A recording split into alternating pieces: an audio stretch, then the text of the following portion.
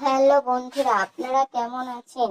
কথা সিরিয়ালের আজকের পর্বতে দেখতে পাবেন কথা এক জঙ্গলে বসে থাকে আর মনে মনে বলে, পাচক মশাই কি কোনোদিন আমাকে স্ত্রী হিসাবে মেনে নেবে না?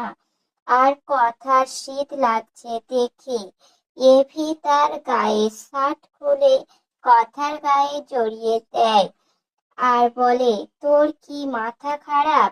এ সময় পাহাড়ি জঙ্গলে একা বসে আছিস?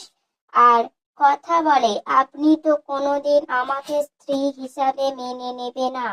এভি আমার কলার ধরে বলে, তাহলে কিসের সম্পর্ক আমাদের?